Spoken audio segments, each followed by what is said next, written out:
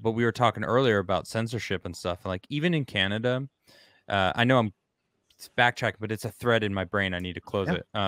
Canada, they're even monitoring their citizens' gestures, and if they deem a gesture offensive, it's now a crime, and it's like, what the hell? Like where Italians don't move to Canada, guys. Yeah. What world do we live in where that's a thing happening? A gesture? Hey, so what? So that means all. So that means Yeah. Justin Trudeau. By tomorrow, you need to put all deaf people in prison. Oh, yeah. Oh my god. Yeah, basically. Well, yeah, I mean, and hey, there's Trudeau, up, is blackface considered offensive gestures? Just curious. Yeah. It's just like yeah. But like, he's even brought up over in the UK, apparently if your social media, they monitor social media, and if you post the wrong thing on social media, police can show up at your house, be like, hey, you're kind of having some wrong think here, buddy. We need to do something about this. That's insane, man. It's terrifying to and the thing is, like, they idolize those governmental systems, but not because they think that it's actually the utopia that they talk about. It's because they know how much power they have. Yeah. And they want that level of power. The fact that we're even that there's any national debate by the legacy media about giving states the power to regulate something is terrifying. Agreed. The fact, Absolutely. yeah. And this is what's funny to me about this is something that nobody talks about. A lot of really stupid people on my Facebook and stuff constantly posting this. They constantly use Ruth Bader Ginsburg as like this like towering pinnacle of feminism. Here's two funny things about it. One, the Democrats are actually pissed at her because she didn't retire when Obama was in office. There's actually a bunch of them that are mad at her for this and say that it's her fault. Two, she was never in favor of Roe v. Wade. She said it was a gross overstep and a gross misuse of power. And she said it's actually going to get overturned and make things worse. The best part is I heard that is the reason she didn't retire under Obama. Really? Yo, that's pretty smart. Ruth Bader Ginsburg is based. And here's the even scarier part. The fact is, if you're a Supreme Court justice, your job is to interpret the law.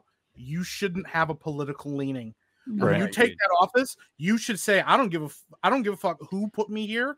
I no longer have a political affiliation. It is about the interpretation of the law and the interpretation of the Constitution, not what my feelings are on the matter. And that goes for both sides. Yeah. Because AOC, did you hear that?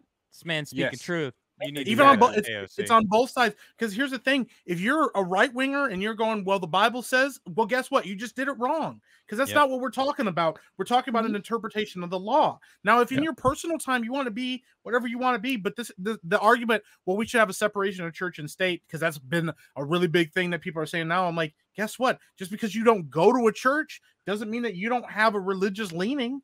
Right. Just because your religion isn't in a church. But guess what? You know what? Biden and Pelosi and all those people, all professing Catholics. So where's the separation of their church and state? You know what? They have religious leanings too. But Catholics the fact is, who are for abortion. Abortion. Yeah. So bizarre. Yeah. Sure. But the idea is that we're still watching history repeat itself, because even when they don't claim the church is influencing them, there's a church influencing them. What churches are these people going to that they support abortion and all this stuff? But but once again, there's so much nuance to the fact that they're saying this is like church. The church of Moloch. Yeah, the church of Moloch.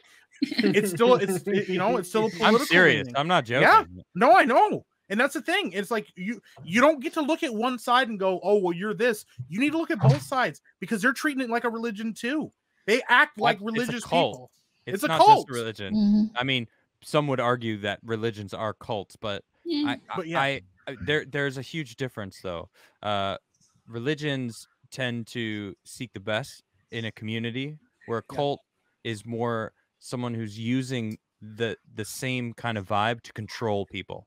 And that is a huge difference. Now, of course, people would again argue religion is about controlling people, but I don't know if I agree with that with all religions, because I think a lot of people, like, learning how to be like a morally good human being community and understanding, helping your fellow man is one of the baselines of some religions. And I'm like, I could get behind that. You know, it's like, it's not all about worshiping the Lord, you know. It's like that's what people instantly go to.